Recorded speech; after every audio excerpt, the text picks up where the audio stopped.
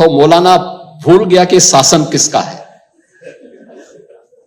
वो ये मानता था धमकी देंगे और हम जबरदस्ती जाम कर देंगे। हमने कहा जाम नहीं होगा, कर्फ्यू भी नहीं लगेगा, लेकिन कर्फ्यू का सबक तुम्हें ऐसा सिखा देंगे कि तुम्हारी आने वाली पीढ़ी दंगा करना भूल जाएगी। उत्तर प्रदेश के बरेली में बवाल मचा हुआ है। बीते शुक्रवार से बरेली में तनावपूर्ण माहौल है। बरेली के माहौल को जिस तरह से बिगाड़ा गया, आई लव मोहम्मद कैंपेन चलाया गया वहां, और इस दौरान जिस तरह से बलवा मचाया गया, उसको लेकर प्रशासन सख्त है। योगी सरकार की तरफ से भी तमाम तरह की बातें इस सब को लेकर की जा रही हैं और चेतावनी दी जा रही है कि ना सिर्फ बरेली बल्कि पूरे प्रदेश के माहौल को खराब करने की कोशिश ना की जाए। और यदि बात बरेली की जाए, जिस तरह से बरेली में तनावपूर्ण माहौल है और मौलाना तौकीर रजा को जेल भेजा जा चुका है, इसको लेकर अभी की भी यदि बात करें तो वहां माहौल तनावपूर्ण बना हुआ है। और इस सब के पीछे क्या वजह है, आज हम विश्लेषण में इसी पर चर्चा करेंगे। नमस्कार, मैं हूं नगेंद्र भाटी। मौलाना तौकीर रजा की पहचान एक मुस्लिम धर्मगुरु के तौर पर होती है, लेकिन इससे पहले तौकीर रजा सियासी मैदान में कूदकर अपनी किस्मत आजमा चुका है। वो सियासत में कोई मुकाम नहीं पा सका। ग्राम प्रधान से लेकर विधानसभा तक के चुनाव में तौकीर रजा ने किस्मत आजमाई है, मगर कभी सफलता नहीं मिली। मौलाना तौकीर रजा का पुस्तैनी गांव बदायूं का करतौली है। वहीं से सबसे पहले 1987 में गांव प्रधान का चुनाव लड़ा, जो वो जीत नहीं सका। इसके 5 साल बाद 1992 में बदायूं की बिनावर विधानसभा से चुनाव लड़ा, मगर वो भी हार गया। पूर्व प्रधानमंत्री वीपी सिंह के समय जनता दल से बरेली की कैंट विधानसभा सीट से तौकीर रजा ने एक बार फिर किस्मत आजमाई, लेकिन यहां भी मात मिली। इसके बाद 2001 में मौलाना ने इत्तेहाद ए मिल्लत काउंसिल यानी आईएमसी के नाम से खुद की पार्टी बनाई। 2009 के लोकसभा चुनाव में मौलाना ने कांग्रेस पार्टी का समर्थन किया। 2012 के विधानसभा चुनाव में मौलाना तौकीर रजा ने समाजवादी पार्टी को अपना समर्थन दिया था। मई 2013 में इनाम के तौर पर अखिलेश यादव ने तौकीर रजा को हैंडलूम कॉरपोरेशन का उपाध्यक्ष नियुक्त किया, लेकिन मुजफ्फरनगर दंगों के बाद उसने इस्तीफा दे दिया। 2014 के लोकसभा चुनाव में मौलाना तौकीर रजा ने एक बार फिर बहुजन समाज पार्टी का समर्थन किया। इसके बाद 2022 के चुनाव में उसने कांग्रेस का समर्थन किया। यानी बीजेपी को छोड़कर वो सभी सियासी दलों की गुडबुक में रहा है और किसी ना किसी तरीके से हर किसी पार्टी से जुड़ा रहा है। बीते शुक्रवार को बरेली में आई लव मोहम्मद कैंपेन के समर्थन में प्रदर्शन हुआ था, जिसमें प्रशासन से लोगों की झड़प और फिर पुलिस द्वारा भारी लाठीचार्ज के चलते माहौल काफी तनावपूर्ण हो गया था। उसके बाद से एक तरफ जहां यूपी की सियासत गर्म हुई, तो दूसरी ओर बवाल के जिम्मेदारों के खिलाफ एक्शन शुरू हो गया, जिसके केंद्र में मौलाना तौकीर रजा हैं।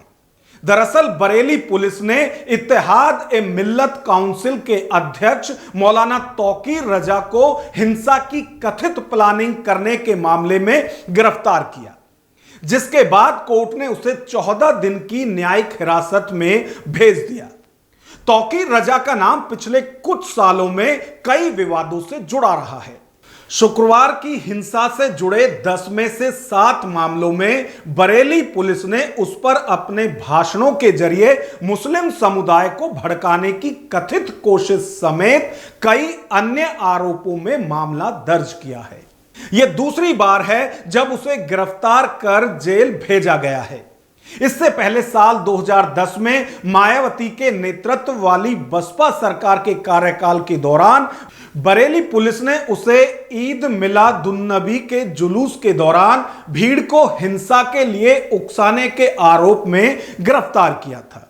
इस जुलूस में कई लोग घायल हुए थे और वाहनों और दुकानों में आगजनी की गई थी। उस समय बरेली में सांप्रदायिक तनाव कम करने के लिए कुछ हिस्सों में कई दिनों तक कर्फ्यू लगा रहा था। यह उसका सियासी रसूख ही था कि उस दौरान वो महज 3 दिन ही जेल में रह सका। पुलिस ने बाद में अदालत में एक रिपोर्ट दायर की जिसमें उसके खिलाफ जांच बंद कर दी गई और उसे क्लीन चिट दे दी गई। यानी अब तक उसे सियासी दलों से मजबूत गठजोड़ का फायदा मिलता रहा है और शायद इसीलिए तौकीर रजा के हौसले बुलंद रहे हैं। लेकिन इस बार बरेली में बवाल के वक्त शायद तौकीर रजा यह भूल गए कि यूपी में सरकार किसकी है। अब तक मुस्लिम वोटों के ध्रुवीकरण के डर से सपा, बसपा और कांग्रेस मौलाना के खिलाफ कोई सख्त फैसला नहीं ले पाई थी।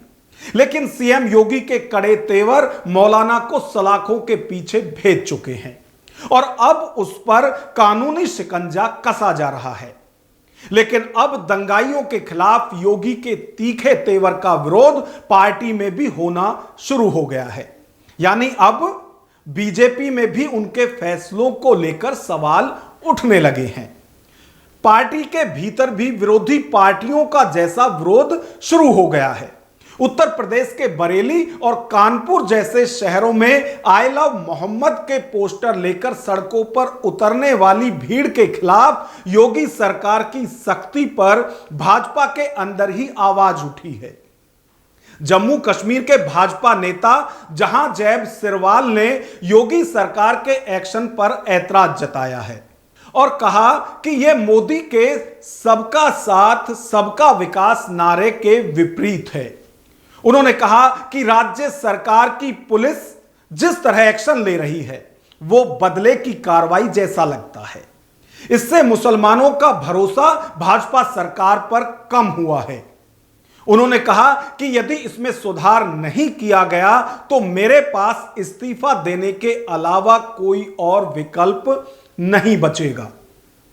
अब आप देखिए कि अभी तक सपा, बसपा, कांग्रेस या फिर जो क्षेत्रीय दल हैं उनकी तरफ से योगी के एक्शन का विरोध किया जा रहा था और कमोबेश ऐसे ही आरोप लगाए जा रहे थे कि जो कार्रवाई की जा रही है वो बदले की भावना में की जा रही है और सिर्फ एक धर्म विशेष के लोगों के खिलाफ की जा रही है।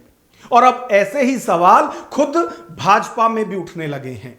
पार्टी के नेता भी इसका विरोध करने लगे हैं और दलील यह दी जा रही है कि जिस तरह का एक्शन योगी सरकार की तरफ से लिया जा रहा है उससे मोदी का जो नारा है सबका साथ, सबका विकास और सबका विश्वास, उस नारे पर सवाल उठ रहे हैं क्योंकि मुसलमानों का भरोसा बीजेपी और सरकार से उठ रहा है और यह सवाल अब खुद बीजेपी में भी उठने लगे हैं।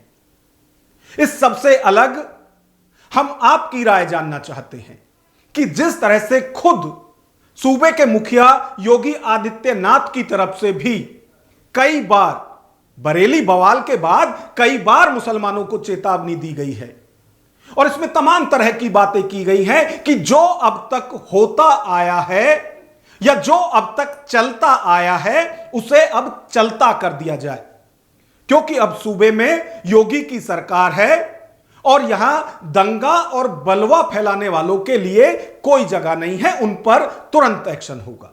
इस पर हम आपकी राय जानना चाहते हैं कि जब से बरेली में बवाल शुरू हुआ है और योगी सरकार की तरफ से ना सिर्फ एक्शन लिया गया है बल्कि खुद मुख्यमंत्री की तरफ से चेतावनी दी गई है, तो उस पर आपकी क्या राय है?